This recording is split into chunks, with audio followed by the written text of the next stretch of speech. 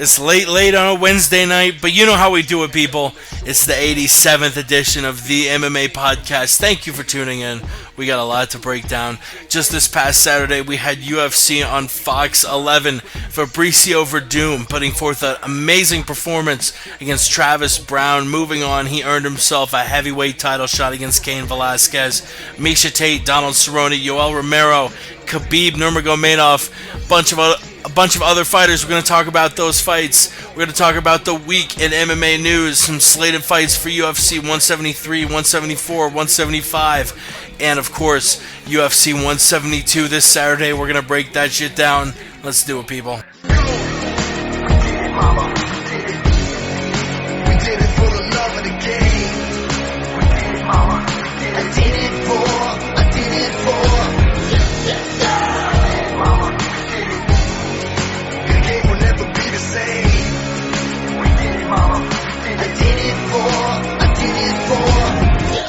You're listening to the MMA Podcast. Hell yeah, Lenny Hart. It is the MMA Podcast. Thank you so much for tuning in. And you know what? We're doing it old school style. It is myself and Chris tonight, just like episodes 1 through probably, 30, 40. It's just the original 2. Chris, how the fuck are you doing tonight? Oh my goodness. Oh my God. You are listening to the MMA Podcast. We are back. We are live. We are breaking shit down. It feels almost surreal that it's just you and me on tonight. Usually we got a gang of people hopping on. I'm super stoked, man. I'm doing great.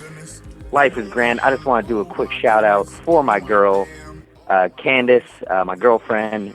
She is on Twitter now, at Betty Beans MMA. And, she has been getting into the sport in the last couple months, so I just want to do a shout out for her real quick. I love you, baby. And that's about it. Oh my goodness. Oh my damn. That's right. It is me and C. Lowenstein tonight. Follow him on Twitter at C. Lowenstein.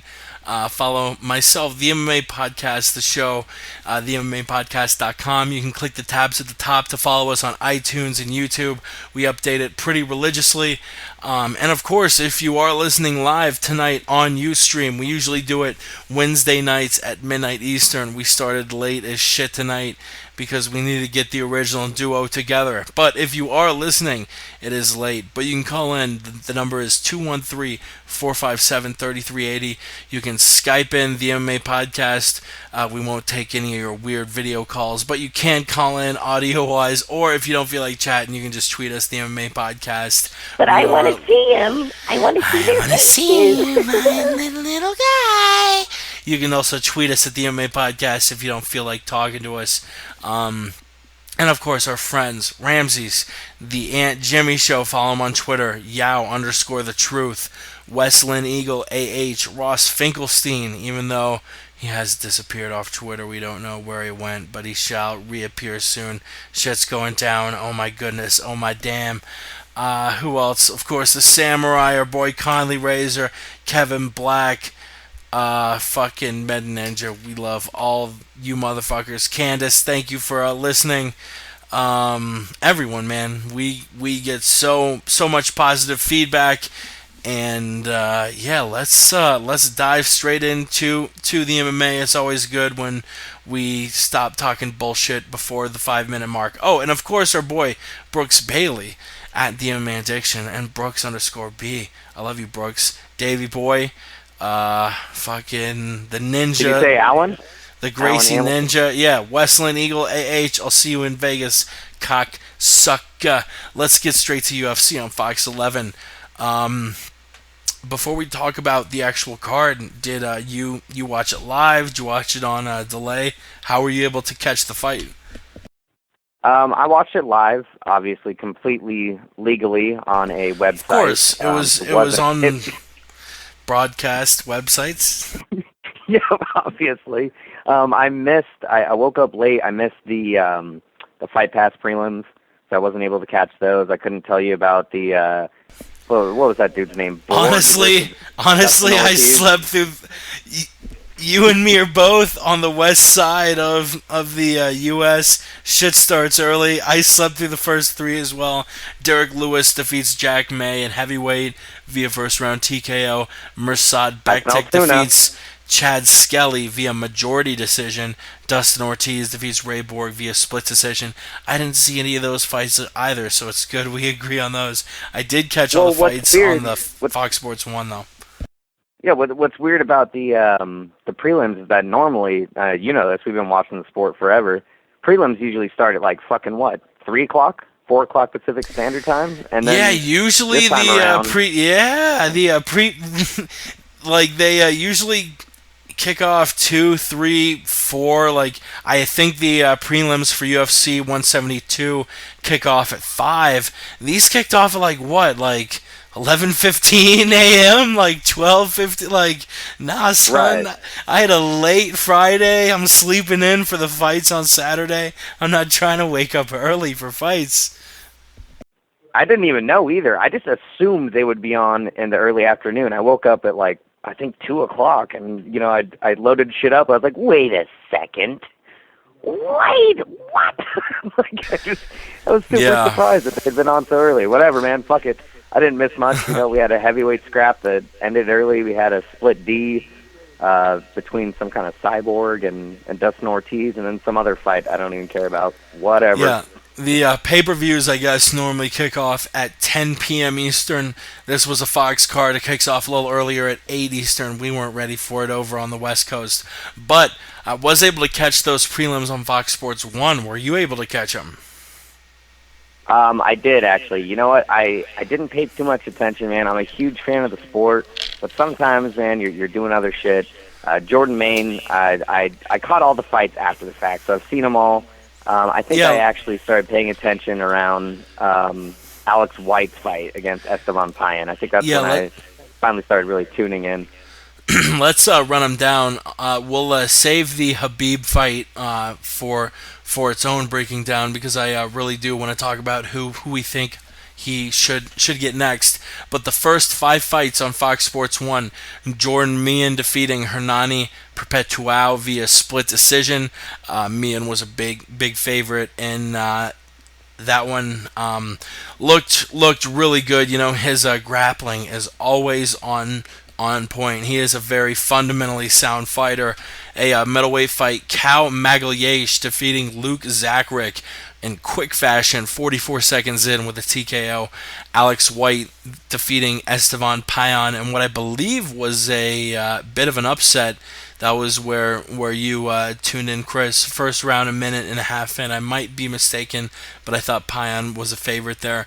Jorge Masvidal, who I know was a favorite over Pat Healy, winning the unanimous decision. Thiago Alves in his return. I think he was out of the cage for 2 years.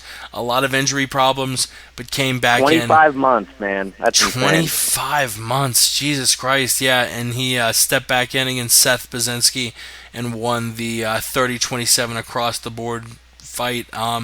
Did any of these 5 wins stand out? I mean, Healy's a really underrated guy.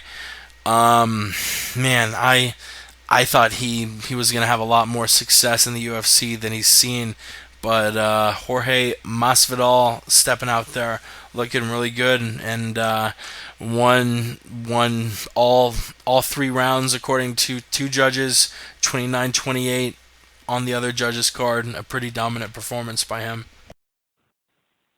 Well, you know, I thought a lot about this undercard. Cal Magalhaes, I don't think much of the guy, but that was impressive as hell. Alex White, who the hell saw that coming? I mean, Jeremy Stevens, didn't he go 3 rounds with Payan, if I'm not mistaken? His first fight at featherweight. I'm pretty sure they went 3 rounds. So for this guy to starch Payan like that was pretty impressive. Now, when it comes to Pat Healy, I'm with you, man. I like him as a fighter. He's gritty, he's dirty, he's shown finishing ability against top competition. He fucking tapped Jim Miller, man. Who the hell else can say that? Nate Diaz, that's it, you know? So that was super impressive. And as far as what you asked, like, you know, you're not sure why he's had the adversity he's had. If you look at all of his opponents that he's lost to, Nurmagomedov, Bobby Green, and now Masvidal. All three of those guys have deceptive takedown defense. Well, maybe not whatever, Nurgi. Maybe not that guy, but Bobby Green and Jorge Masvidal.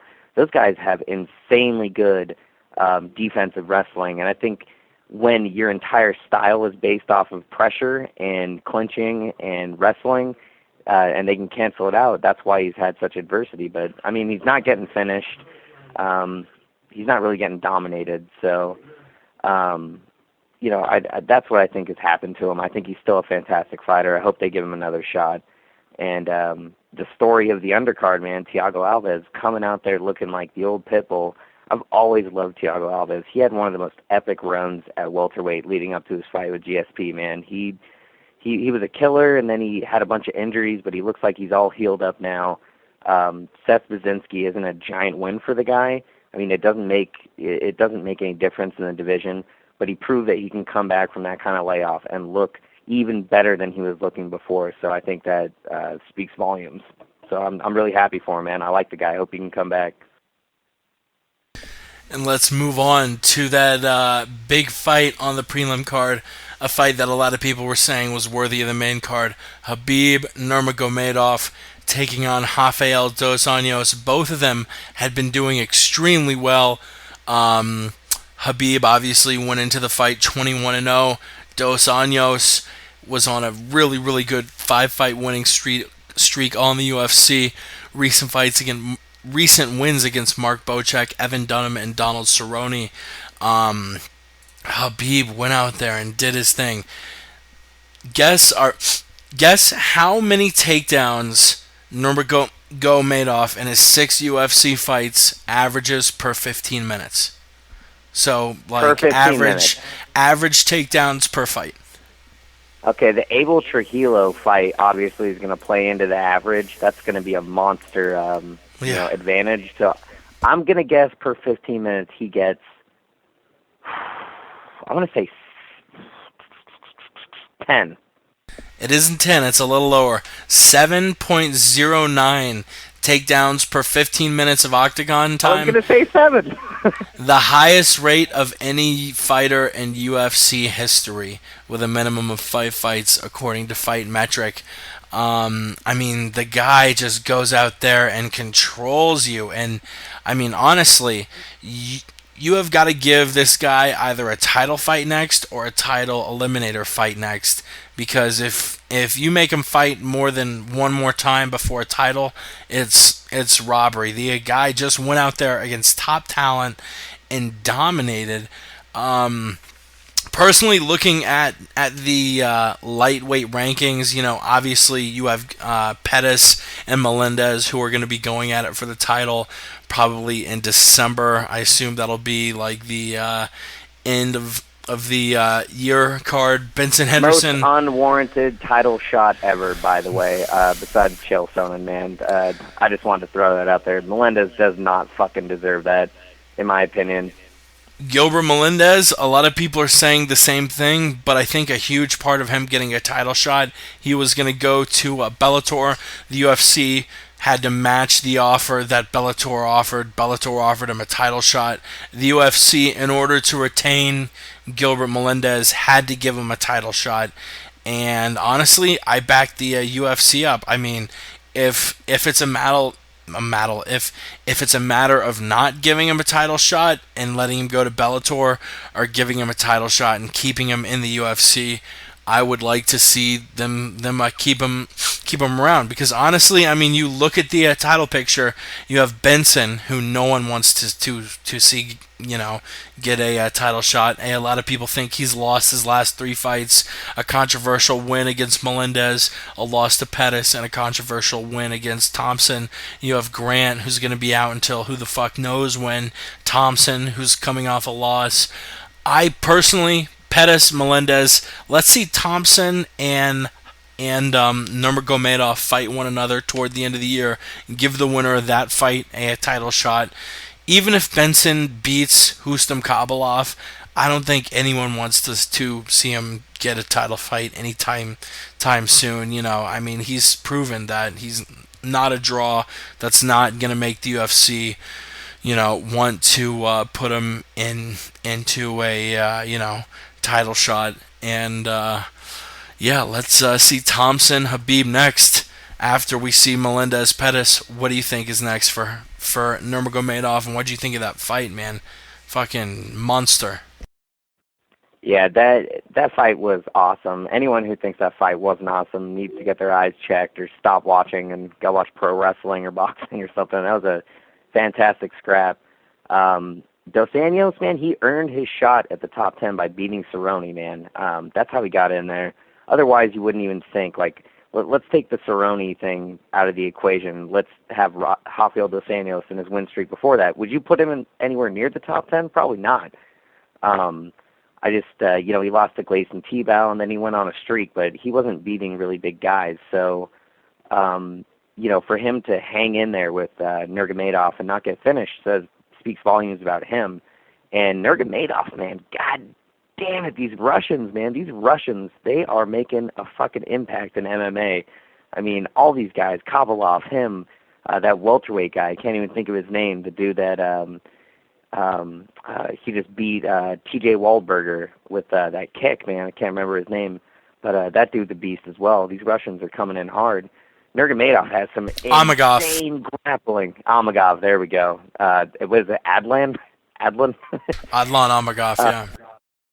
Yeah, the scary thing about Khabib is that everyone gives him, they don't give him props for his striking. They say he's not very refined, and that's true, but the dude still is unpredictable, explosive. He has a gas tank for days, man. That guy can go 5 hard rounds, and if he gets one hand on you, you're going down. If he gets 2, you're going for a ride. The dude is a monster. He's a terrible matchup for anyone ahead of him. Josh Thompson, TJ Grant, Benson Henderson, Gilbert Melendez, Anthony Pettis. He has a great shot at beating any of those guys. So, great fight. I would actually like to see him versus, I want to see him next, actually. I want to see him take on the winner of Melendez and Pettis. And I want to give him a title shot now. Yeah, give him a title shot now, and then have Grant versus Thompson. I want to see Grant versus Thompson. Grant had the concussion. It's a little fishy. He's coming off of a layoff. Thompson should have beat Ben Henderson, and what better way to convince him to continue fighting, because he talked about retirement. What better way than say, hey, you beat TJ Grant, you get a title shot, TJ Grant comes back, they say, hey, you need to kind of shake off that ring rust, you fight Josh Thompson, and, if you win, you get a title shot. I think that makes the most sense. If Grant is good to start training soon, I would totally be behind that. But if he isn't, I would just go with making Thompson versus Habib for the same reason you mentioned for Grant. Just Pettis and Melendez aren't going to be fighting for a while. I believe the end of that season is going to end around December, so they aren't going to be fighting until at the earliest December. So insane. That is insane. Anthony Pettis barely fights. The dude's had 5 fights in the UFC since 2011. That's insane. It's fucking crazy, and we aren't going to see the very earliest we're going to see that fight is December. So instead of just resting Habib for what might be a year, just match him up against Thompson, because I'm not really sure if Grant is ready to get back into the throes of things. Which is insane. It was just a concussion. It wasn't even a. There's different types of head injuries. It was a basic concussion, so I don't understand how that would keep him out. Hey, I mean, I've torn my ACL, I've broken my hip, I've broken my tailbone, I've broken my arm, I've broken my hip. I've done a lot of fucked up shit. I tore my meniscus in my knee. I've done a bunch of stuff. The worst injury I ever got was a concussion. It put me out for 3 or 4 months. I was sleeping really weird. I'm like, my moods were up and down. That's I true. I went forgot about that. to a neurologist, and they're like, "Yeah, you can't do anything physical. Like, I can't just go outside and shoot hoops. Nope, you can't do fucking anything." And my brain like was just scrambled eggs for like 4 months. And man, That is your brain. You're right. I realized that was a silly thing to say. It's just a concussion. My bad. it's only his brain. Yeah, I've gotten a bad concussion before. I actually I played soccer for a couple seasons, and I went for a header on a ball, and me and this kid collided heads, and I woke up. I basically got knocked out for about 10 seconds. I woke up, vomited, like projectile vomited, Whoa. and started crying. And the other kid just like ran off and kept on playing. And my coach told me What? my coach told me to get back in the game, and I was running, and I couldn't feel my legs, and I was seeing stars. So after about 20 minutes of this, I just look at my stepmom, I'm like, yeah, I can't do it. She's like, come on, you pussy. I'm like, no, I'm... And I threw up again, and she's like, okay, we got to get you out of here. like everyone... It's only a stinger, you little bitch. Yeah. It was one of those things, man, where, like, you know... Like, yeah, dig deep. Okay, when you have a brain, you know, something going on with your brain, it's not about digging deep. It's not like you sprained your fucking thumb, you know? Someone would have slide tackled you, you would have died. Like, holy shit. Yeah, man, so I've been there. I actually, you know, not to go too deep into it, but my stepmom kept me up for 10 hours to make sure that it wasn't too serious. She's like, don't go to sleep. Don't go to sleep. I'd be on the couch trying to fall asleep. What did she do? Don't go to sleep. Put on Asian midget porn? What did she no, do to, like... You know, I just remember a lot of touching. We shouldn't go into it.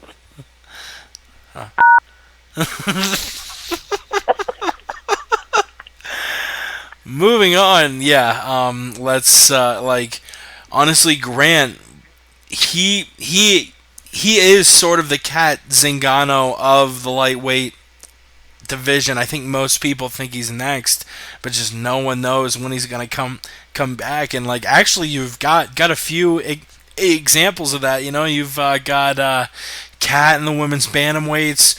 You've got TJ in the lightweights. You have Dominic Cruz in the bantamweights. Just you know, AKA fucking who's that guy who went to sleep for 30 years? Rumpelstiltskin. Fucking Rumpelstiltskin. That's right. Yo, let's move on to the main card, a middleweight bout between Yoel Romero and Brad Tavares. It was very even as far as Vegas looked at it, almost a pick'em fight.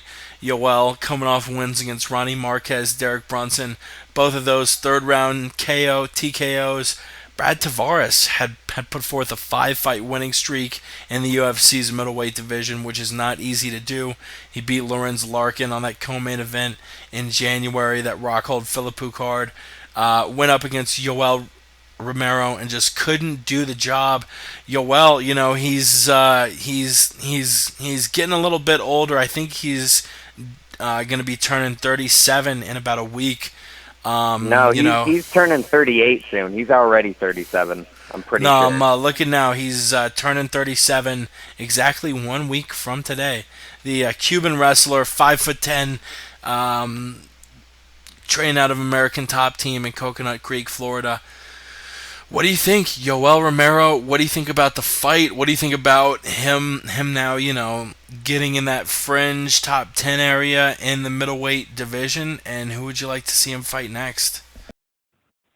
Well, first off, I just want to talk about Brad Tavares. I've never cared about the guy. He's never excited me. I think his last finish was, who was it? It was like Phil Baroni, I think. And maybe he finished someone since then, but the last time I saw him finish a fight was Phil Baroni.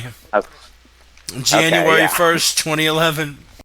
Yeah. I've never seen anything great about the guy. He's a well-rounded fighter, but that's about it. He's never, ever going to get in a big fight again, I don't think, after this, man. He's just going to be fighting Ultimate Fighter guys, the dudes that just won tough smashes.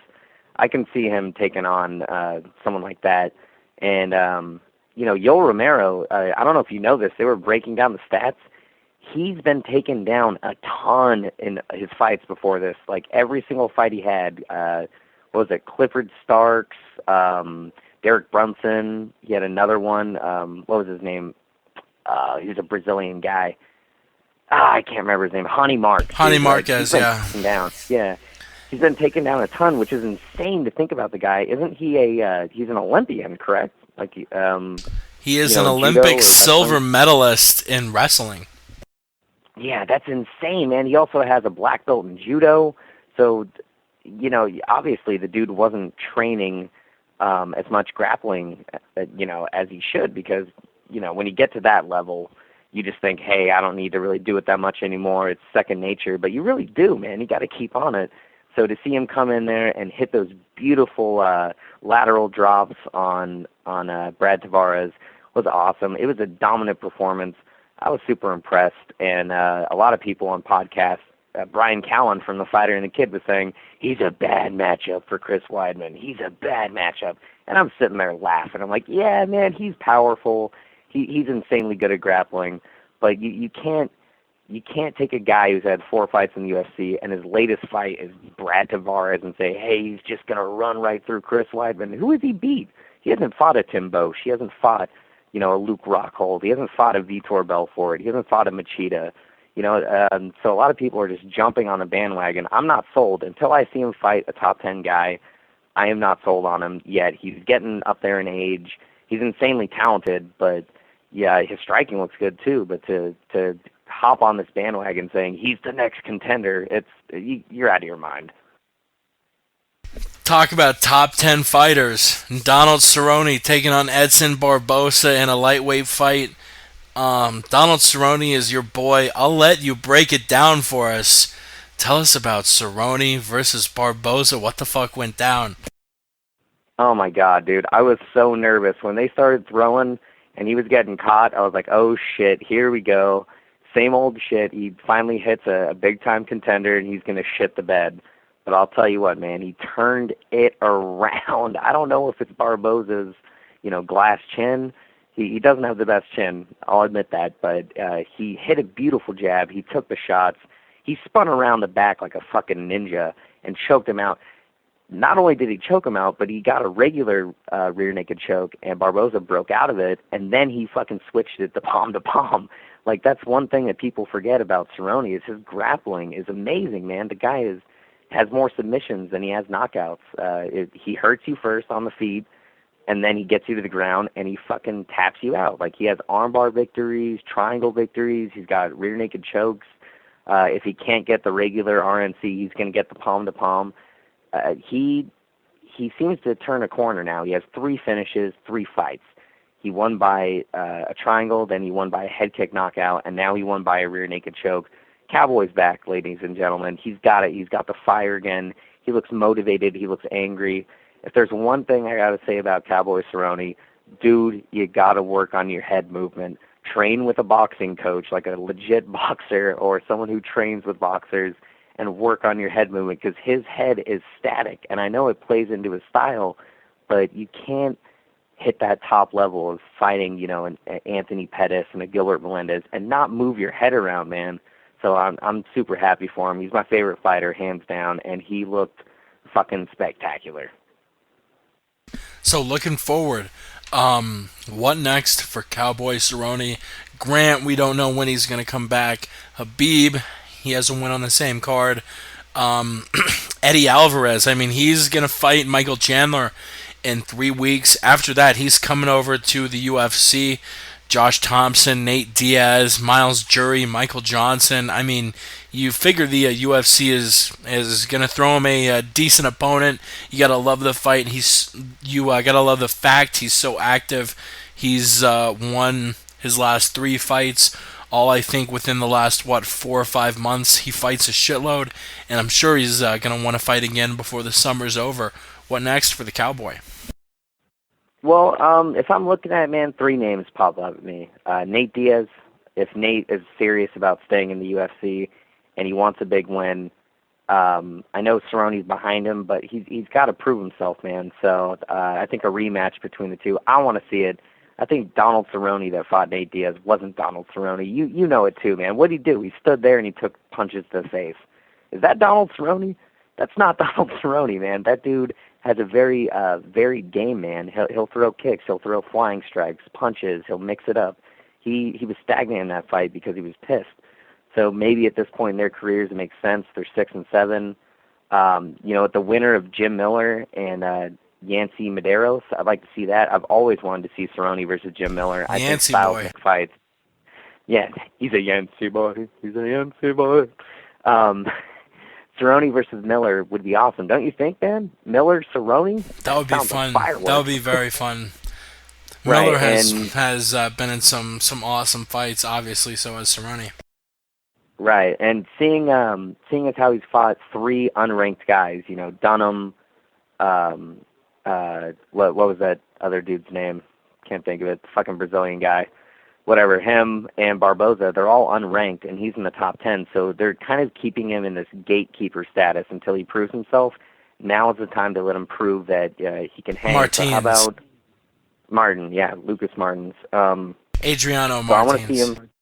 Yeah, Adriano Martins. I want to see him versus, fucking Danny Martins. Fucking cocksucker Jones. So, yeah, Nate Diaz, Jim Miller, or, you know what? I'm going to say Gray Maynard. If Gray is going to stay in the division, if he's not dropping down to featherweight, if he's not retiring, and he wants to come back, he's ranked number 10. Let's do it. Let's see Cerrone and Maynard. In the words of the great Greg Jackson. That's it. Go get some, Donald Cerrone. I love that. Go get some Donald Cerrone. Let's move on to the girl, you looking good. You look so good, co-main event.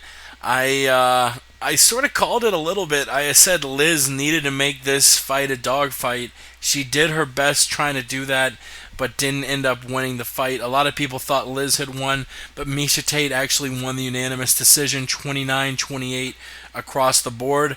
What'd you think about the fight, and what next for Miesha? Miesha's coming off her second loss to Ronda Rousey. I don't think she gets another title shot unless she gets another 2 wins minimum. But a lot of women to pit her up against. Amanda Nunes, Sarah McMahon coming off a loss to Rousey, Jessica Ai coming off a loss to the woman who's going to be fighting Rousey next, Alexis Davis. Zingano obviously isn't in the picture for a little while. Kaufman, a recent win against Leslie Smith, kind of moves her up the list. And it's yet to be announced whether names like Holmes, Cyborg, or Carano will be involved in the UFC title picture. One would have to assume, looking forward, that you can't really count them in. They didn't offer Holm enough money. Dana White seems very uninterested in Cyborg, and who the fuck knows with Gina Carano. Hold on, real quick. The Holm thing, I just want to touch on that before we get to the topic at hand. Yeah. I can't blame Holly Holm at all, bro. She can make $250,000 to do a boxing fight. If you were in her position, would you go, hey, you know what, I'm going to take an immediate title shot for, let's say it's 50 and 50. 50 to show up, 50 to win. It is a title shot. It's very prestigious. But would you take that low ball over a $250,000? No way. They came out with what the UFC offered her. What was it? The UFC offered her, get this, 15 and 15. Oh, yeah. No, fuck that. Nope. No way. I mean, can, like, if you lose the fight against Ronda Rousey, your stock drops. So literally, you're going to put your entire MMA career up for $15,000 to show. Are you fucking kidding me? I think I'll need to look it up. The women in the UFC honestly don't get paid much at all. I'm looking at it now. Standard, right? Typical. Ronda Rousey earns 55 and 55, and she's one of the big faces of the UFC. She does get a lot of money aside from just her straight payroll, but what she makes officially is $110,000 per win with 55 and 55. Miesha Tate makes Misha makes 28-28. Liz Carmouche 17-17. Sarah McMahon 16-16. Alexis Davis 15-15. All other female fighters in the UFC make 9-9 or less. Well, there's one thing that we have to consider, which it's so fucking shady, man, that it's like this. But one thing that you have to take into account is that a lot of these people that are high profile, Misha included, Kat included, Ronda included, if you're fighting on a pay-per-view, you get a back end. As long as you're on it, you obviously get a percentage of the sales. So that's one thing with Holly Holm. She may get a dick offer like that, and that's fucking that's laughable, 15-15. But she may, honestly, man. What if they told her she'd get 1% of the pay-per-view? That's huge. That is a big thing that you have to consider. Just throwing that out there. Yeah, pay-per-view points can be big. The UFC seems so averse to it because, they know, that Ronda Rousey's stock is big and they don't want to kill it. I think we may end up seeing Cyborg and Holm fight outside of the UFC. Somebody's going to make a shitload of money there, and the UFC will end up signing the winner. It would be a shame to not see the UFC bring in any of these women. Have all the hate for Cyborg that you want to. She is an excellent fighter, and she could very well beat the stuffing out of Holly Holm. We saw her beat the stuffing out of Gina Carano. I think in my eyes, in most people's eyes, Cyborg and Ronda Rousey have been the best two female fighters in the world for a long time, and if we never see that fight, that would be a damn shame. I totally agree. So getting back to the Misha Tate. Yeah, back to the damn topic. I'm not gonna lie. I didn't enjoy the fight. As a fan of the sport, it was plotting. It was a dragging out kind of fight. But as someone who can appreciate the smaller aspects, Misha went out there and did what she needed to do, man, which is get a fucking win. Before this fight, she had yet to actually win a fight in the UFC. So, for her to actually do that and get the win, props to her. We've had her on the show. She was probably one of the better interviews we ever had. She's really awesome, so I'm happy for her. But that was a fucking dog shit fight. That was bad. Just not exciting. It was a movable object versus an unstoppable force, so they kind of canceled each other out. And as far as what's next for Misha, the only thing that makes sense to me is Sarah Kaufman. They're both coming off a win. I was going to say the same thing. For that, a couple losses. Sarah Kaufman makes sense. I don't know if they've fought before. They might have fought in Strikeforce. They fought in 2009 back in Strikeforce. It was Misha Tate's second loss. Kaufman beat her by decision.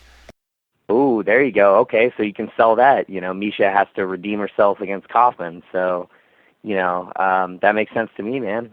Kaufman Tate, too. Let's book it. Let's book it indeed, Kaufman Tate too, and let's move on to that main event. Man, I don't want to toot my own horn here, but I said on both the MMA Roundtable and the MMA Podcast, I said we cannot discount Fabricio Verdum's striking, and he went out there. Everyone expected that Brown was gonna outstrike him, knock him out, in fact, blow him out of the water. Fabricio Verdum pieced him the fuck up. What do you think about this fight? Well, I'm not gonna lie. I thought Travis Brown had the reach advantage. He had the more impressive win streak. He's younger, stronger, and faster. Of course, I thought Travis Brown was gonna blow out. A lot of people were getting down on his cardio in that fight. Yeah, well, here's what happened, man. He rocked Verdum early, and I said, okay, here we go. This is it. We got another first-round Travis Brown finish. But then Fabricio comes back, and he wasn't wobbly at all. The dude, apparently, you look at his physique, has been working on some insane cardio, dude. His recovery was sick. People, forget the fact he went 5 rounds. Forget the fact he was throwing everything in the kitchen sink at Travis Brown. How about the fact that he got rocked hard and dropped and managed to get up and then put on that performance of a lifetime, man? That's the thing I take away from this fight, dude. He went in the face of adversity. and he weathered through the storm, and he came back and just put on a goddamn show. Jumping knees, double jabs, left-right head kicks, left-right leg kicks, body kicks, man. He did a fucking kip-up at one point in the third round where he was laying on his back and said, come on, you want to come into my world? He jumped up. He did a kip-up. It was insane. I've never liked Fabricio Verdum. There's just something about the guy. Watching him in the sport, I never liked him, just the way that he, goaded at people. But I can tell at this point that's just a part of his fight game, man. Just like the Diaz brothers. Those guys come in there and they fucking talk shit. Fabricio does it in a more playful way. He'll make faces and say things. And go fucking lay back in his guard and wave people in. Come on. Come. Yeah, no, what a fantastic performance. If you remember this, we did a round table quite a while ago when he was supposed to fight Velasquez. I think it was a couple months, maybe 6 months ago. I said, Fabricio Verdum has faced slow, old, and fat heavyweights. He beat fucking Roy Nelson, Mike Russo, and Big Nog. What is impressive about that? How does that earn you a title shot? That's pathetic. And he really came out there and put on a show. And just one other point about the fight, Travis Brown, apparently one of those kicks broke his ribs. I don't know if you know that. Big side kick into, I believe, the right side of his body. Right, so he was injured, but we all have to remember that's a part of the game, and he didn't injure it himself. It's not like he banged his rib into a fucking post. Fabricio Verdum kicked him so hard his rib broke. So nobody can take that win away from Fabricio. He 100% earned his title shot. I'm excited for the fight, man. Fabricio versus Cain Velasquez in Mexico City. Sign me up. That's amazing. I'm so stoked because Fabricio has an insane clinch game, world-class ground game. His striking is on par with, I want to say, fucking Alistair Overeem at this point. It's different, but it's on par. And he proved he can go 5 rounds. He can fucking get hit hard and drop and then come back and go 5 hard rounds.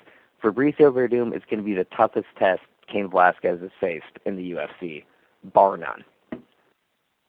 Yeah, and Cain's record is sort of weird. I mean, he beat Brock, and then he lost to Junior, and then he beat Bigfoot, and then he beat Junior, and then he beat Bigfoot, and then he beat Junior. And then he beat Bigfoot, and then he beat Junior, and then he beat Bigfoot, and then he beat Bigfoot. Yeah, it's going to be nice to see him get matched up against a different stylistic opponent. And honestly, I think Cain runs. And he's still facing a Brazilian. It's going to be how many years now?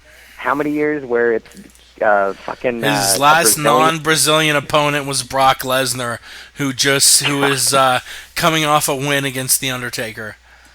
That is insane. So it was a win against Brock Lesnar in October 2010.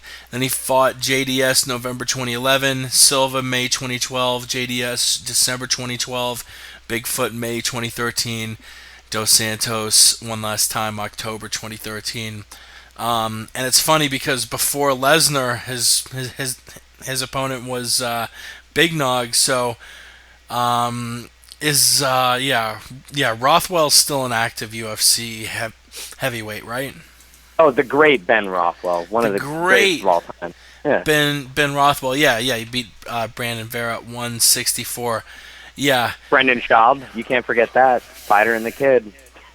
We got him coming to 2 days on Sunday. I'm going to do this same stick every show, and Clam Brian announces his dates. Same bit every show. You know what? Oh, God, I hate him so much.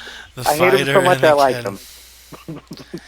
Do you like or do you hate Brendan Schaub, Chris? Because I'm not sure, because you're like you have a little bit of a man crush on him, but I can't tell if it's a love or a hate. I can't either. That's the thing. I'm so confused, man. My mind's telling me no, but my body My body is telling me yes. He'll redeem himself, dude. He'll get knocked out and he'll start, being more humble, and then he'll get a win, and all of a sudden he's fucking top 5 heavyweight in his book. I'm top 5. And then he'll get a loss, and it goes back and forth and up and down. Like, I don't know what to make of him. He got funnier, but then because he got funny, all of a sudden he started doing the same jokes that we just touched on. So now I hate him again. I'm not sure, man. Fighter in the Kid. Honestly, that is a fun-ass show. Definitely check it out if you haven't heard it yet. But, yeah, that was an entertaining ass fight, and I sort of briefly thought what I thought was going to happen between Velasquez and Verdum. I think Velasquez is going to run through him, but what do you think is going to happen? That is a great question, man. If Velasquez is coming off of a surgery and a layoff, so you got to remember that. Fabricio just put in 25 hard minutes, so Fabricio has the advantage with having cage time, which Velasquez won't have. And I don't think it's going to affect Cain because Javier Mendez recently was on the MMA Hour, and he said when Cain came off of, what was it, like 3 months he was out of the gym, he came back and just steamrolled everyone. His cardio was on point. So the dude is a freak of nature. He's going to have the cardio advantage on Fabricio no matter what. So what I think it comes down to is the game plan that Cain comes in with. Because Cain does different game plans. Like, if you've noticed with Bigfoot, throw a couple strikes, take him down, ground and pound. When it's Dos Santos, he pushed him up against the cage, and he just beat him up on the cage.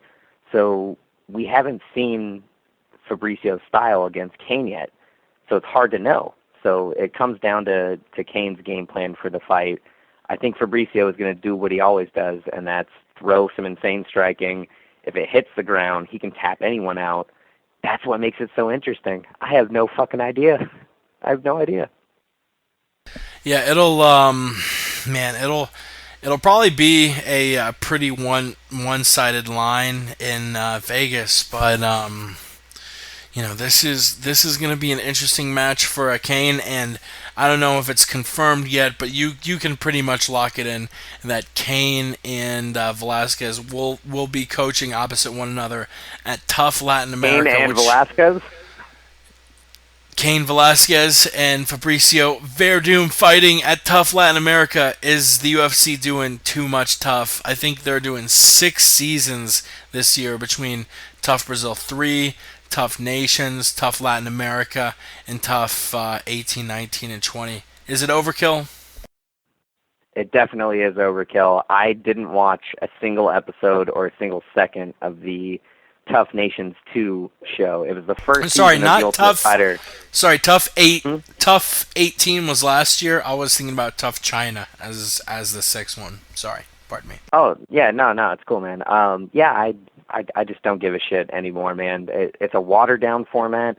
There's really no need at this point to have coaches because you're keeping fighters out of active duty, and at some points you're keeping titles out of contention as well, like with Pettis and Melendez. I think it's an old format. It doesn't apply anymore. There's no need to keep titles and fighters involved. Why don't you just come in with famous coaches, get rid of the team format? There's really no need to do teams because fighting is an individual sport.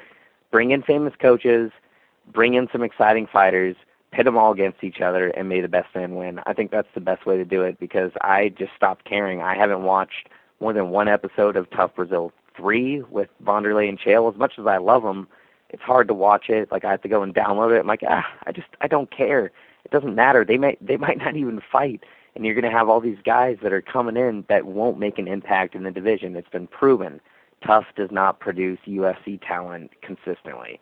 So, no, I don't care. They need a new format. Bro, I was going to break it down, but you said it better than I ever could have. So, shit, you want to get to the news, brother? Let's get to the news.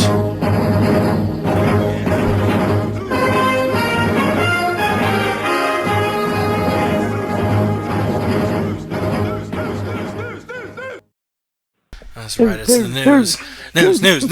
News. I want to start off with UFC 175. That's going to be going down July 5th. We are going to be there live. Myself, Alan, the Jew, Yao, hopefully Chris, reporting live from Vegas that weekend, July 5th and 6th. Uriah Faber, they're looking to slot him in for a fight at UFC 175.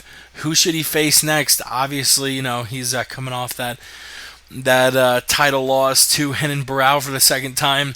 We have Rafael Asunciao, who a lot of people were thinking was going to get the next title shot. He was surpassed by Dillashaw for the next shot. You have Michael McDonald, who Faber recently beat. Eddie Wineland, who Faber has beat recently. Really in that top 7, there's no one Faber has not faced. He beat Yuri, he beat Mizugaki, he beat Wineland, he beat McDonald. The only name there would be Rafael Asunciao. Should they make that fight, or does another name at bantamweight stand out? He did beat Asunciao. Did they he? fought at featherweight in the WEC. He lost to Mike Brown. That's right. Yeah. That was a while ago. Yeah. He lost to Mike Brown. Beat him via rear naked choke. Yeah, third round, beat him, and then got the shot against Aldo. They've already fought too. Fuck, it's not a good thing. He has literally beat everybody else in the top 7. He beat Mizugaki. He beat Wineland. He beat fucking Yuri. He beat Mayday. But I guess the furthest win out was Rafael Asunciao, and a lot of people think he's next for the title. I mean, if Faber beats Asunciao, you could make the argument that he deserves another title shot, which would drive so many people crazy. Not me, man. I'd like to see it. New weight class. They're coming off of streaks. It makes a lot of sense, man. Asunciao got injured. He was supposed to get the shot against Renan Barão. That's why TJ Dillashaw stepped in. So let's say Asunciao is out for a while. I don't know much about his injury or how long it's going to take for him to get back into the octagon. So how about this? How about Uriah faces Alex Caceres? What a matchup that is. Number 10. Let's see that. Number 1 versus number 10. And then if Asunciao is healed up by the time that fight happens, let's say the winner of that faces Asunciao for the title. I like the shit out of that. I mean, another number 1 fighter. contender, not the title. Yeah. Another fighter they're looking to slot in at UFC 175 is Hector Lombard. Who at welterweight makes sense for him at 175? We have Stun Gun, Dong Young Kim. Lawler is scheduled to fight Ellenberger. Rory is scheduled to fight Woodley. We won't see any of them. To me, the only fights that seem to make sense are Kim, Nick Diaz. Pretty much just those two. Shit. Actually, you're missing out on a really key fight here, and that is the winner of Matt Brown versus Eric Silva. Yeah, but that fight's going to be less than 2 months before 175. Oh, is it? Okay. Yeah, it's going on May 10th in Cincinnati. Yeah, Safadin's injured, so that's not going to happen. So we got Nick Diaz. Mike Pyle, maybe? No, that's so far out there. Gunnar Nelson? I mean, shit, I'm reaching, but... No, I think you're right, man. I think Dong Young Kim makes the most sense because we're finally going to see Hector Judo Lombard games. face off against the guy. Yeah, judo versus judo, and how about this? Dong Young Kim is knocking motherfuckers out too. Yeah, I like it. That's good. Kim knocking motherfuckers out. Yeah, his last win against Hathaway, that main event fight, I believe it was in like Singapore or something. First spinning back elbow KO in the UFC. Fuck yeah. Dong Young Kim. We got a few other fights to talk about, but real quick, let's do the 10 solid seconds of sports. We talk about all sports, not MMA. Let's do this shit. Playoff hockey's in full swing. My Lightning got swept in embarrassing fashion, but I think the Avalanche may have what it takes to move on. Playoff basketball also going on. Michael Pineda using pine tar. No one cares about this segment.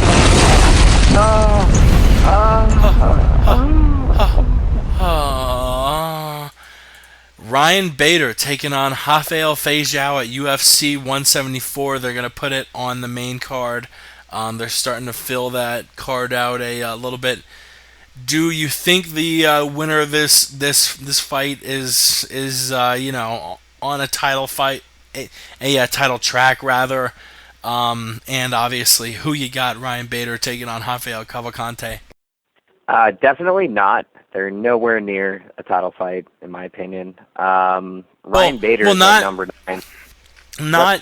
Not literally getting a title fight, but having the skill level to eventually get to a title fight. No, not one bit. Rafael Cavalcante and Ryan Bader are literally mirror images of each other. They're two guys with grappling skills. Cavalcante's a black belt. Bader's a wrestler with knockout power. They've knocked a lot of people out, but they can't seem to get over that hump. Whenever they have a big fight, they shit the bed. They both have weak chins, in my opinion. Thiago Silva knocked out Cavalcante in 1 round. Bader has been knocked out and subbed more times than I care to remember.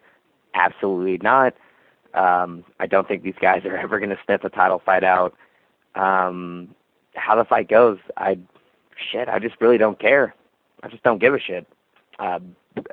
Bader, split decision. This is a fight both of us will give a shit about because the winner of it is going to be lined up very nicely as far as the 205 title division goes, or the two, as far as getting a title fight in the 205. Yeah, you know what the fuck I'm talking about, people. Hendo versus Cormier at UFC 173. What do you think about this fight? What % chance does Hendo have to overcome the odds and beat the young Olympian? You know what? I'm going to go ahead and quote something I heard on a podcast recently. The MMA Hour, they had Javier Mendez, the coach at AKA, and he said something very interesting, which I never considered. Maybe you haven't as well. Very interesting thing. He said Dan Henderson fought Rashad Evans, and that was a split decision loss. Rashad Evans was going to fight Daniel Cormier, and everyone was saying that Rashad Evans had a great shot. So why is everyone shitting on Dan Henderson? I mean, he lost 2 close decisions to Machida and Evans, and then he got starched, obviously, by TRT Belfort, but who hasn't? So why is everyone not giving Dan Henderson a shot? And I think it's because of his last fight with Shogun. You know what I mean? He was getting pieced up for 2.5 rounds, landed that big right hand, so everyone said he's old, he looks bad, he looks stiff. But I think Javier Mendez had a great fucking point. Dan Henderson used some excellent grappling in his fights with Rashad Evans and Machida. And Machida and Rashad Evans are great fighters. And he didn't look like he didn't belong there. He just lost a couple decisions. So I think I agree with that. I think everyone's going to count him out. Obviously, Daniel Cormier is a beast. He's surging. He's looking great. He dropped down. He's healthier. He's fast. He's strong. What better fucking swan song than for, Dan Henderson to come out there and knock Daniel Cormier out and get a title shot and face the winner of, I guess he would face the winner of John Jones Teixeira versus the winner of Alexander Gustafsson versus that winner. You know what I mean? So it's kind of confusing at this point. But if Dan Henderson knocks out DC, he definitely deserves a title shot. And I don't think there's any better story.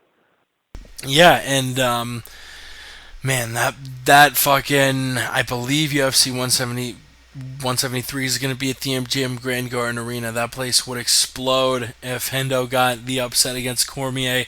One final topic before we get to the UFC 172 preview. Everyone was talking about it. Joe Rogan talked about it on Fox Sports 1 or ESPN or something. Floyd Mayweather versus Ronda Rousey. People saying who would win in an MMA fight. Who do you think would win in an MMA fight? So stupid. What is your take? Who would win? That is so dumb. Ronda Rousey would steamroll Floyd Mayweather in MMA. Floyd Mayweather would steamroll Ronda Rousey in boxing. End of story. Damn. Yeah, I think without any knowledge of grappling, the clinch game, judo, not getting thrown, not getting armbar. You don't think that skinny black guy would get tossed on his stupid head and fucking armbarred in 30 seconds? Of course he would. I think he would get tossed on his stupid head and armbar in 30 seconds. I don't have a sound drop to a play to transition it over, but UFC 172, you want to break this shit down? Actually, shit, you know what? I do have a sound drop I meant to play earlier. It's probably still worth it. It's the UFC on Fox 11 post-fight press conference highlights. Chris, grab a bowl, blaze it down. Listeners, grab a bowl, blaze it down. Let's listen to Dana White and the fighters of UFC on Fox 11 talk about the fights going down, courtesy of the UFC's YouTube channel. Visit youtube.com/UFC and subscribe. They've got a bunch of awesome shit, from the countdowns to the Dana vlogs to the scrums. Everything is there. This is the UFC on Fox 11 post-fight press conference highlights, and as always, we start with the boss, Dana White. The attendance tonight was 17,000. The gate was $1.65 $1 million gate. The biggest Fox gate ever. So, fight of the night, Alves and Basinski. Those guys won $50,000. And the performance bonuses went to Cerrone and Alex White. So congrats, you guys. Then we checked in with Fabricio Verdum, coming off that main event win against Travis Brown. Improve my training. I'm training a lot for this fight because I know this is the step for the title shot. I'm training every day. I'm never stopped the training. I'm not fight for a long time. My last fight with Nogueira in Brazil. I'm just keep going the training, keep going, because I know my dream is the belt. I'm just training every day. When I say for the guys, Tuesday, Thursday, I train like 6-7 hours. Nobody believe myself, but I'm just showing the cage today. I touch everybody's dick. I do this, I do that. Then we checked in with Thiago Alves, fighting in his home state off of a 25-month layoff. I feel pretty good. It was definitely a special experience, fighting back here, especially in Orlando. But I feel pretty good. Everything worked out great. Yeah, his English is great. It is. Then we checked in with Chris's favorite fighter, the Cowboy. I don't know what was going on in my mind, but then the two golden words came in, and I just had to turn it on. What did he say? Good. Suck my dick? Fuck you. I'm not sure what it was. I think it was fuck. I don't know. I'll look it up. I'll look it up during this final bit where Misha Tate gave us her thoughts on the win against Liz Carmouche. I was just trying not to be a psycho in the fight, be a little bit more calculated. But I don't know. I think I was struggling with a mental hurdle. Just losing 2 in a row was really rough, and starting to think like, am I cursed? Am I just going through all those like weird questions? And I started off slow. Just there's a fine line for me between thinking and going. And when I go, that's what happens in the third round. When I'm thinking, that's what happens in the first round. And it took me a minute to like be like, hey, you know what? I gotta go. And I'm definitely capable of better. Anyone who's ever seen me fight, can say, yeah, it's not typical for me to start slow. But I did this fight. But I'm over the hurdle now. You know what I mean? I won the fight. And I'm happy, I got my first UFC victory, and I think that's gonna motivate me more. Coming from Misha Tate, and the direct quote from Donald Cerrone. Wait, hold on. Did you just say coming from Misha Tate? Coming from Misha Tate, and I would rather be coming into Misha Tate.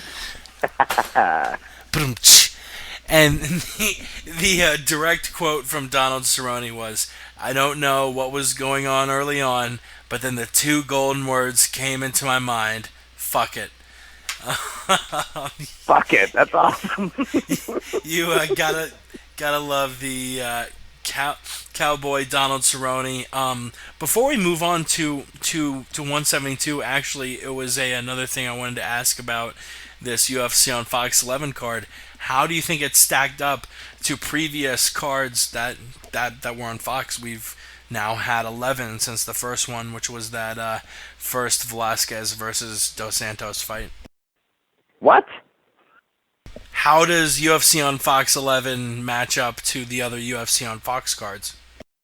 Oh, I'm sorry, man. I'm sorry. I got confused for some What reason. I thought it was. Fuck? Shit, man.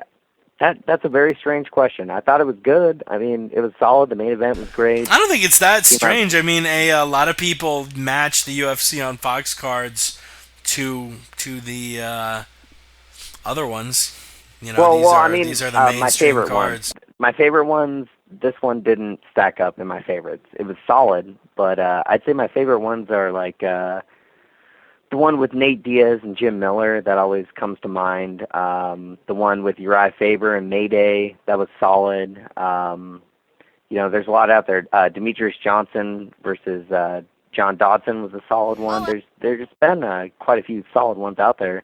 I think maybe out of 11, I think there was only 2 or 3 that I didn't enjoy. So I think this one definitely ranks in one of the better ones. Probably, I don't know, top 6, top 7, I guess.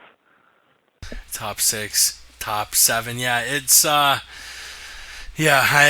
think a lot of people thought the same. You know, usually you see either people proclaiming that this was the best UFC on Fox card yet, or saying that this was the worst one yet. So out of 11, saying it was middle of the pack is probably fair.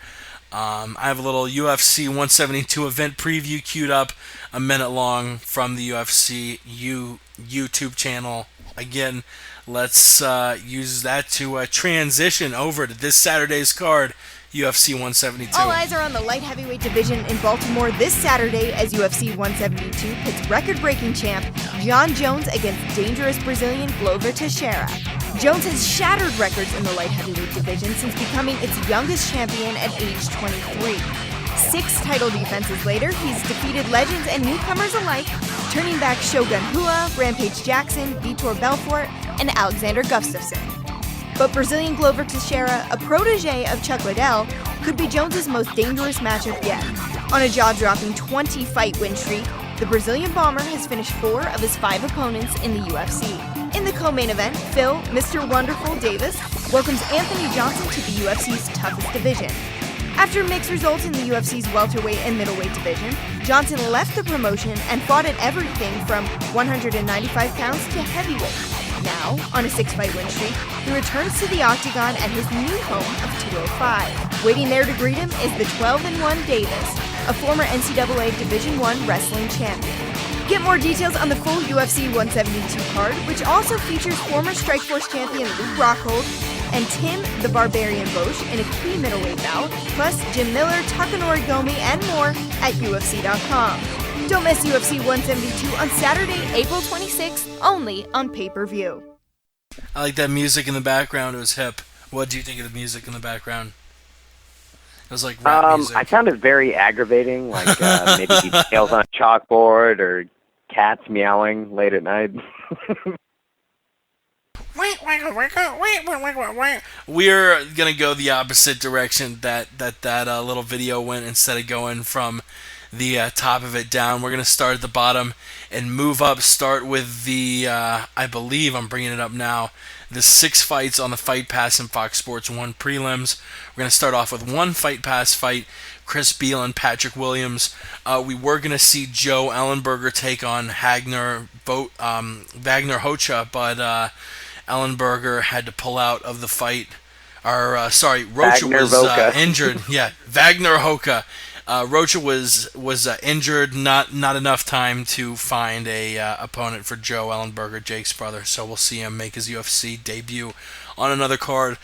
So we'll see that tough 18, that Team Rousey prospect Chris Beal take on Patrick Williams. And on Fox Sports 1, we'll see 4 fights. A lightweight fight between Danny Castillo and Charlie the Spaniard Brenneman. It was on episode 2 of the show when we had him on in his first UFC stint. He's on his second one now. A women's bantamweight fight between Jessamine Duke and Bitch Kohea.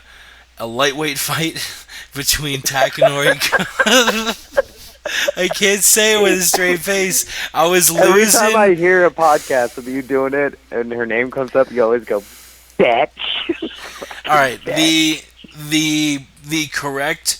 I think you're supposed to say her name Betch because it's Bethe, which is the Brazilian version of Beth, which I believe is Betch, but they just say it Betch on the UFC cards, and her last name is Correa, so I just make it really English sounding and dumb, and I call her Bitch Correa. So Bitch Kohei is going to be taking on Jessamine Duke. The Fireball Kid Takanori Gomi taking on Isaac Valley Flag. And in what should be a one-sided fight, Joseph Benavidez, who a lot of people thought was going to be the king of the flyweight division, is going to take on Tim Elliott. I think Benavidez is going to wreck house against Elliott. Gomi Flag should be an interesting fight.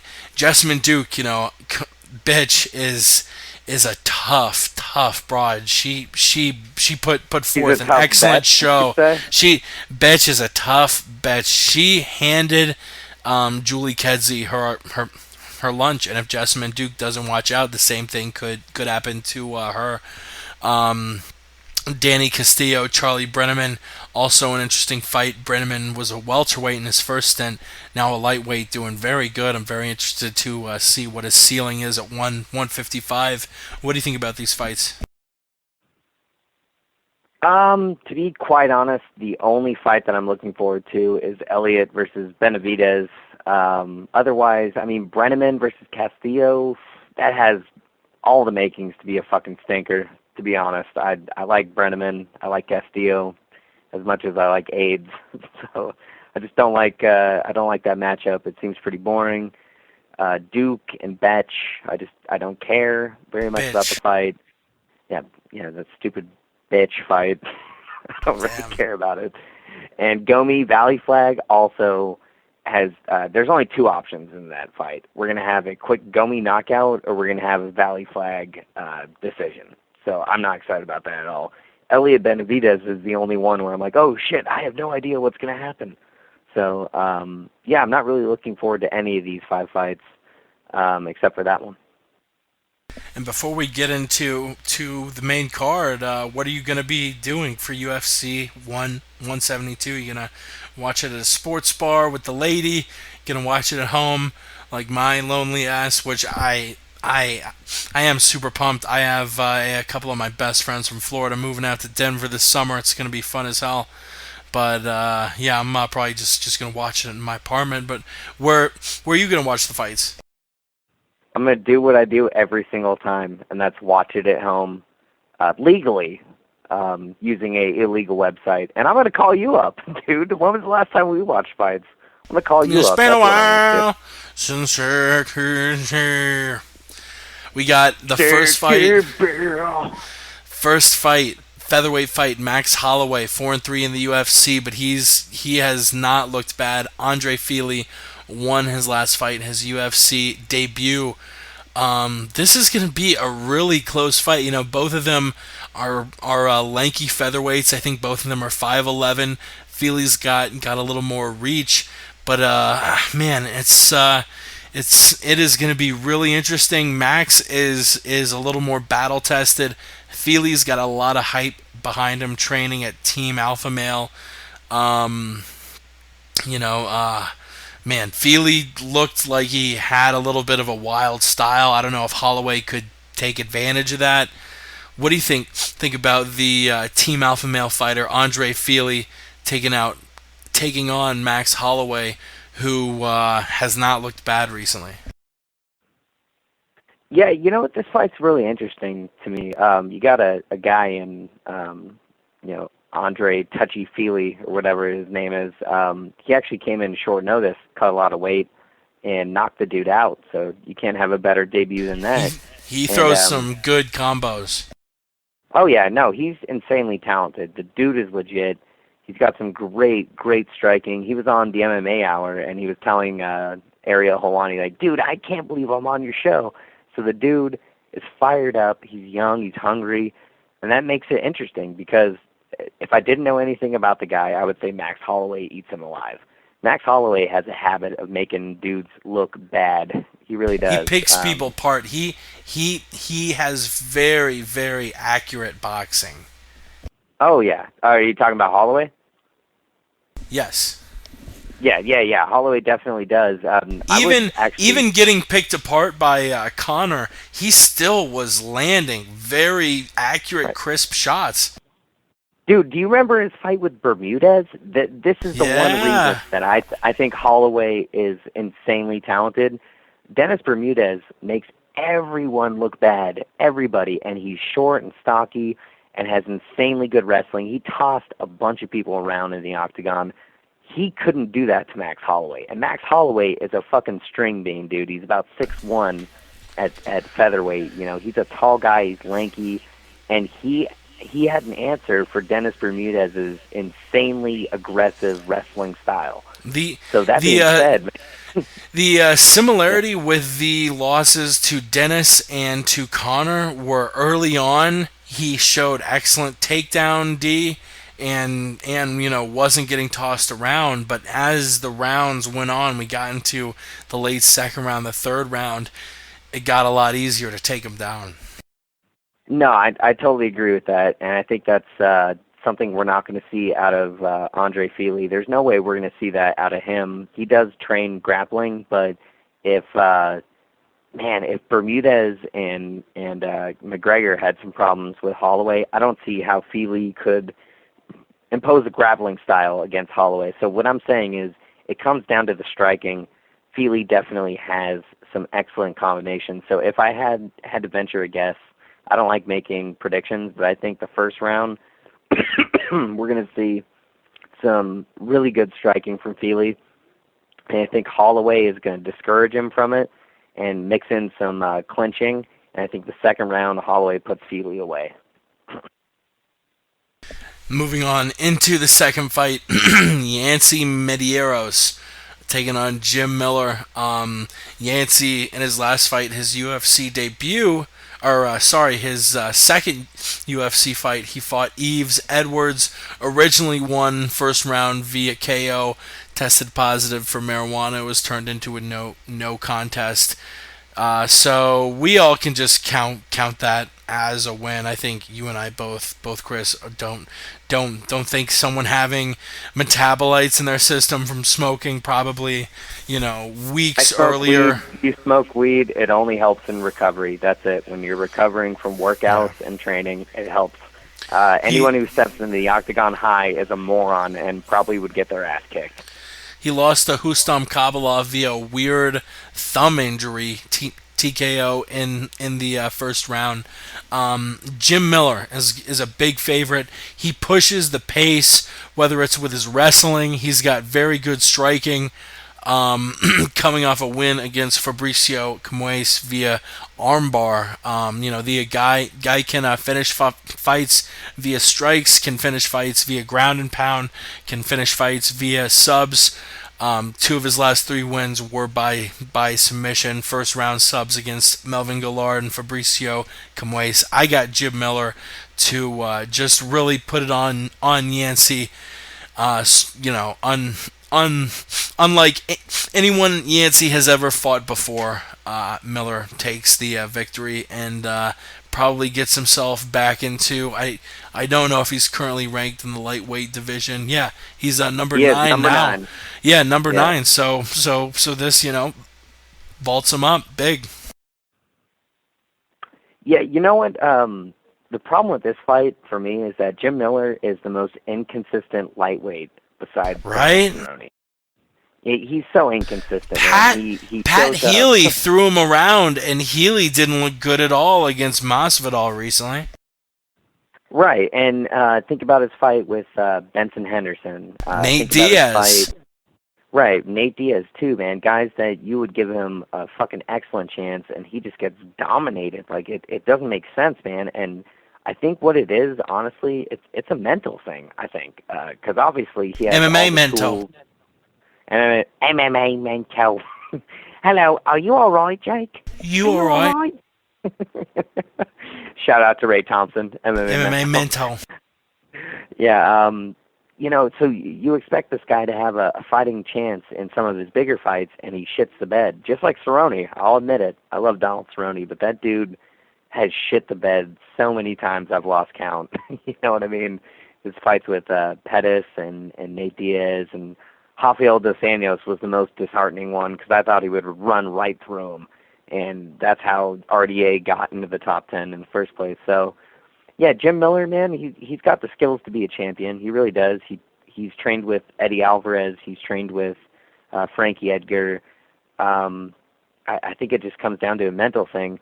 Yancy Medeiros is a legit talent. The kid is fucking insanely talented. His fight against Kovalev, he lost because his thumb got dislocated. You know what I mean? He didn't necessarily lose that fight, and he knocked out Yves Edwards. So we don't know much about him. He hasn't spent a lot of time in the octagon. I think he's spent maybe 7 minutes total.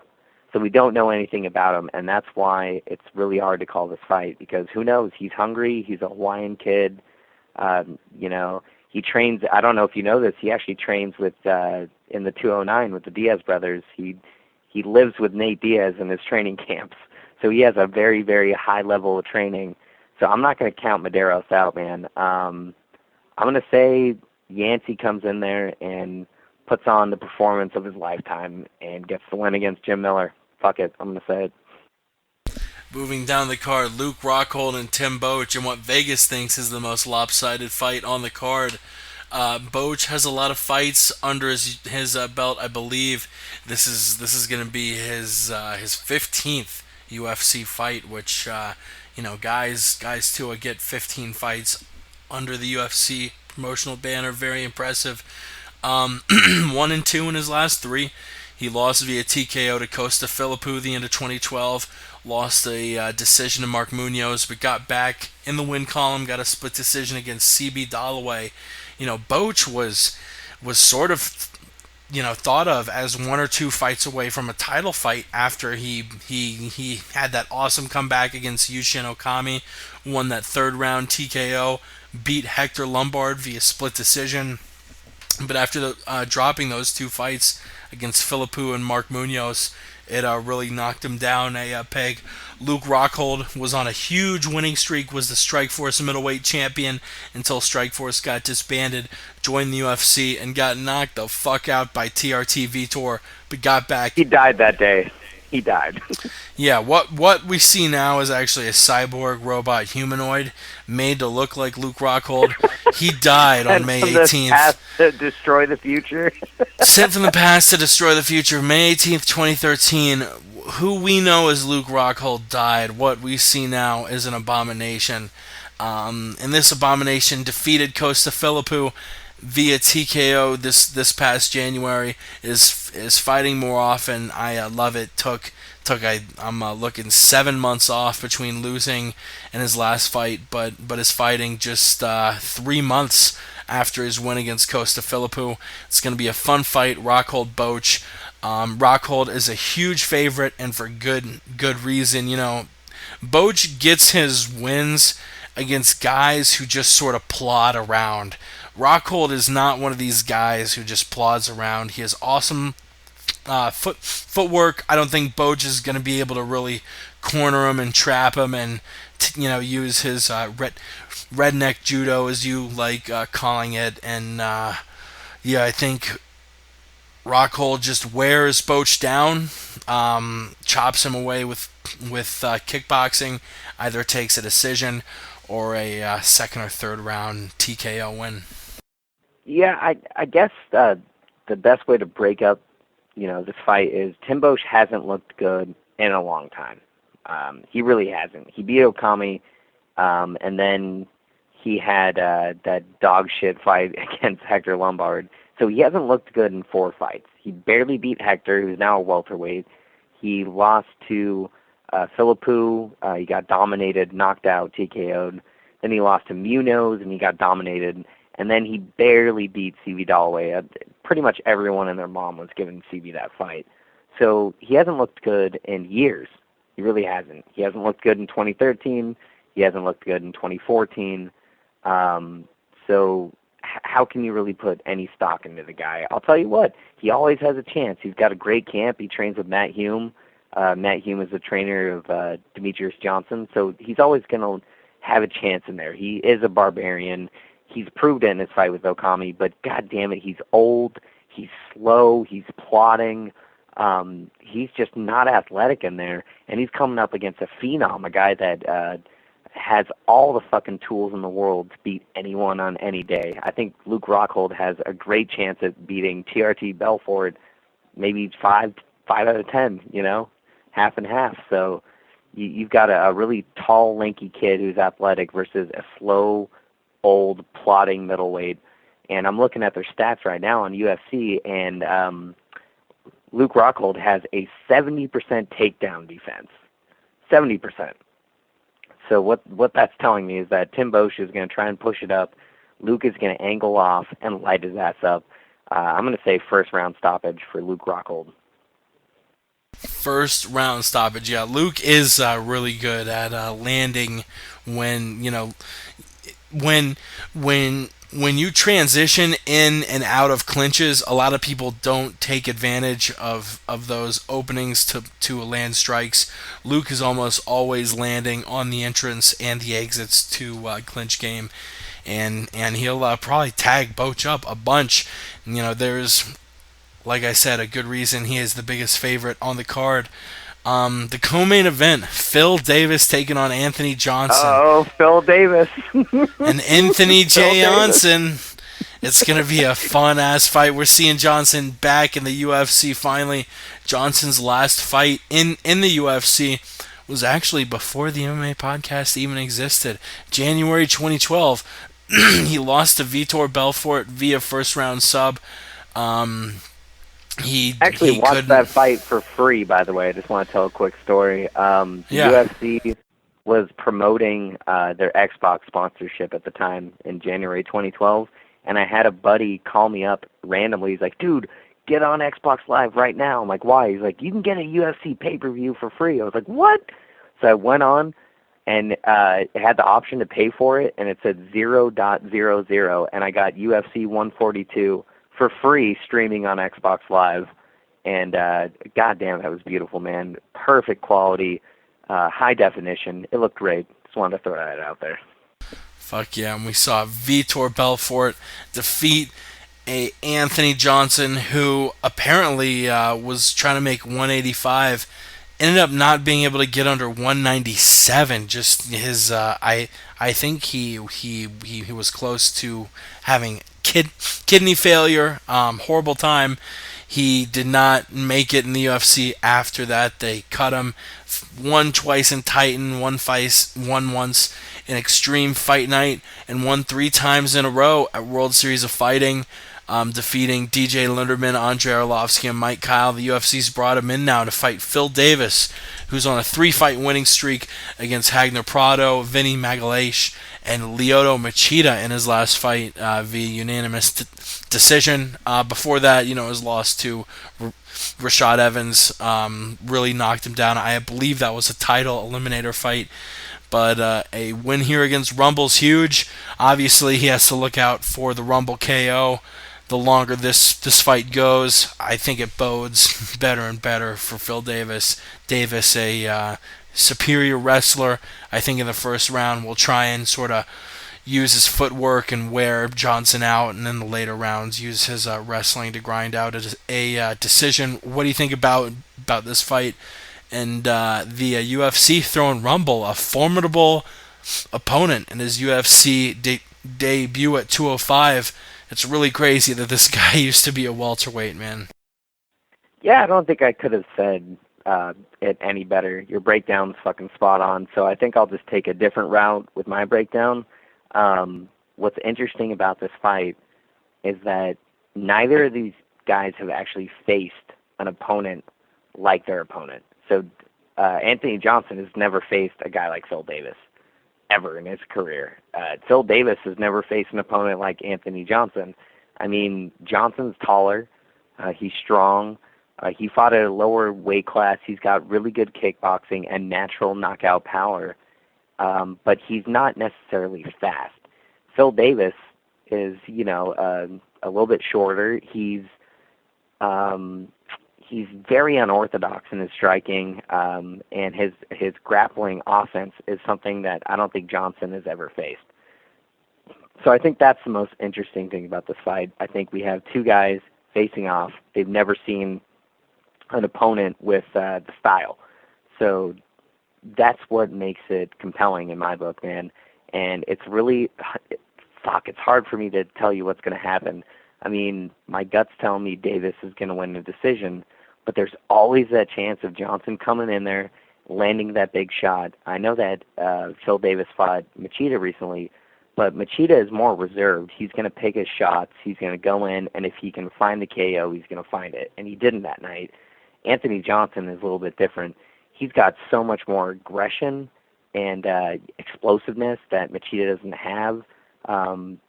It's just such a different fight. So I think we're going to see Anthony Johnson completely knock Phil Davis out cold, or we're going to see Phil Davis come in there and do his thing and get that unanimous decision. Fuck yeah! I think the odds in Vegas aren't crazily stacked against Johnson, but I think things are leaning toward a Phil decision. Before we get to the final topic of the night, John Jones, the champion, taking on Glover Teixeira. Let's do the stat of the day. Bag.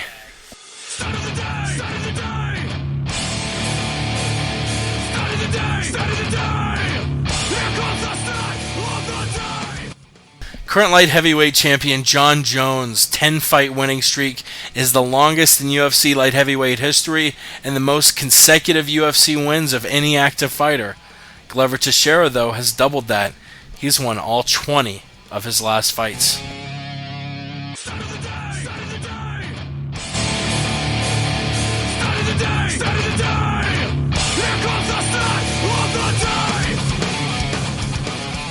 Shout out to the Dan Patrick Show. Patrick Seaton O'Connor and Jamie Josta for the stat of the day.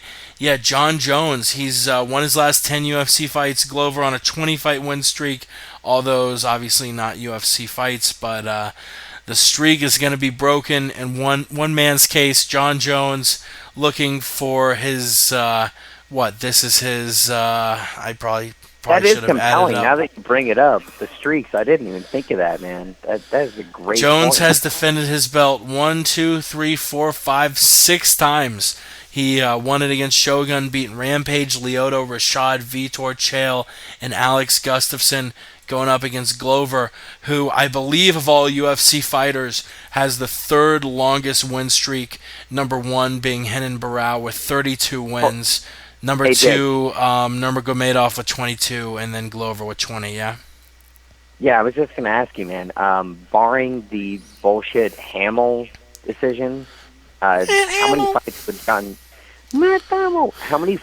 John Jones have, wins in a row? If let's say he beat Hamill without that stupid controversy, how many without fights that would he stupid get? shit, Yeah. he would be 20-0.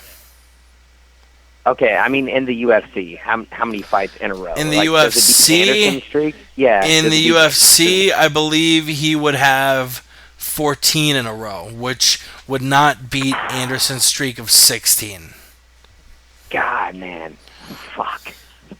He'd be at 14 in a row if it wasn't for that stupid ass 12-6 elbow rule, which fucked up. He won 3 times in the UFC and then lost, and now he's won 10. So it would be a 14-fight winning streak, but instead it's a 10-fight winning streak in the UFC. Can you do me a huge favor for this last breakdown? Let's reverse it.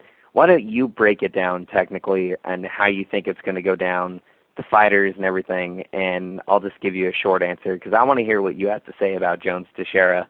Honestly, man, I want to hear your technical breakdown. I don't know. Both guys are known to push the pace. Jones obviously using his reach to dictate the pace of fights. Glover using his strength. it's really interesting because both of these guys not only have knockout power, but they can sub you out quick too. So neither of these guys are slouches with their jiu-jitsu game. Both of these guys can knock one another out. I think Glover is a little bit more predictable as far as his striking goes. The fact he was rocked by Ryan Bader, a lot of people are pointing at that, saying, "Oh, if he was rocked by Bader, I don't know about Jones. He's garbage. He's garbage." But Jones didn't exactly have smooth sailing in his last fight either. I think this fight is a lot closer than a lot of people imagine. I think Glover, he's had a lot of time to prepare for John Jones and sort of formulate a game plan to tackle not only his tremendous reach advantage, but his tremendous wrestling and his tremendous striking and the weird way he'll throw spinning elbows and kicks from all sorts of weird angles. I mean, being lanky and so quick, not only does he have huge power in his kicks, but these kicks are coming from angles that are really hard to replicate in training. And on top of a solid wrestling game, there's a reason that John Jones is a pound for pound king in the UFC, along with the Brazilian boys Aldo and Barral. I wanted to ask you something actually. How do you feel about the grappling? Because one thing that I've been coming across in different podcasts that are MMA related, a lot of people are saying, don't sleep on Glover, and we've been hearing that for a long time. Glover, before he came into the UFC, everyone was saying, don't sleep on the guy. So his grappling skills are insanely underrated. Let's not forget, he double-legged Rampage a couple times in their fight, and I don't care if you say Rampage is unmotivated. It doesn't matter. When you're in a fight, the dude fucking took Rampage down. Dan Henderson couldn't do it more than once in 25 minutes. Let's not forget that. Rampage is not an easy guy to take down, and Glover double-legged him. He didn't grab a single and drag him down. He fucking shot a double on Rampage. Do not forget that. The dude has excellent wrestling. He's been training with Chuck Liddell, and as much as we want to laugh at Chuck, man, he's still an excellent trainer, and Glover has some great grappling skills. And if you get close enough to where you can clinch up, which John has insanely good Greco-Roman, let's not forget that Glover can throw those fucking insane hooks. I want to say he's almost Mike Tyson-esque with his hooks. So I think it's a very compelling matchup. So my question to you is, how do you feel about their grappling, matching up? Because I think it's very interesting. John always looks at the leverage, like he'll come in and he'll try and trip you or do some unorthodox throws, and Glover's looking to shoot a double and do some power moves. So how do you feel about that? I think if both of them clinch up, I mean, John Jones can generate so much torque. I think if things get really close and things get into a clinch, Jones would probably have the favor, and I don't, we have, I can't really think of many scenarios where we've seen Glover on his back. Can I give you some stats here? Yeah. Grappling stats. Takedown average, Glover Teixeira, 4.78. John Jones, 2.45. Glover Teixeira, takedown accuracy, 63%. John Jones, 50. Takedowns defended, 100% Glover Teixeira, 95 for Jones. Submission average, 1.59 for Glover, 0.73 for John Jones. I want to say that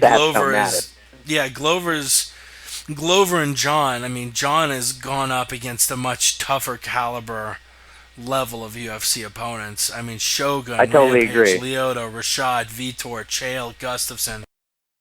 There's actually only one common opponent, or two, Ryan Bader and Rampage Jackson. Jones just pieced up Rampage for 4 rounds and subbed him. Glover Teixeira made fucking Rampage look like an amateur.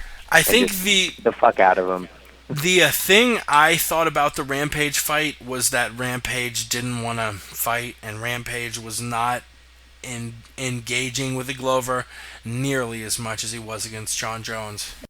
I would agree with you, except for the fact that once you get in there and you have the adrenaline going, it's a fight. I would agree. Maybe leading up to the fight, maybe he didn't train as hard. I'll agree with that. But once you step into the cage, it's still a fight, man. Like, let's look at natural instincts. Rampage Jackson got caught in a triangle, lifted Ricardo Arona up, and slammed him and fucking knocked him out. Rampage doesn't have a fight IQ. That dude doesn't fight smart. He fights with his emotions in the cage. So that proves to me that you can't really say that about their fights. Because Glover just dominated him, man, just nonstop. John did the same thing. But so I think that's the difference. Glover went in there, made Rampage look like an amateur. John did the same. John dominated Bader and choked him out in the second. Glover knocked out Bader in the first. It's a compelling matchup, man. I like it. It's a fun-ass fight. We're going to see it this Saturday on pay-per-view. You have anything else to add before I send it off? No, I just wanted to say I've had a blast, man. It's been fun as fuck. Thanks for listening. Follow me on Twitter. Follow Betty Beans MMA on Twitter. Follow everyone. Follow everybody. Follow the MMA Podcast, The Aunt Jimmy Show, Coach Jamie Huey, MMA stand-up coach, Ross Finkelstein, Yow_the Truth, Westland Eagle, who the fuck else? Technics, Conley Razor, The Enthusiast, Mad Samurai. God damn it, there's so many fucking people. We love the shit out of each of you. You can listen to the MMA Podcast every Wednesday night. Listen to archived versions on iTunes or YouTube. You can click the tabs at the top of the MMApodcast.com. UFC 172. It's going to be a fun-ass fight. Check it out this Saturday. Check us out next week. I ain't got shit else to say. We love the shit out of you. We'll see you next week. We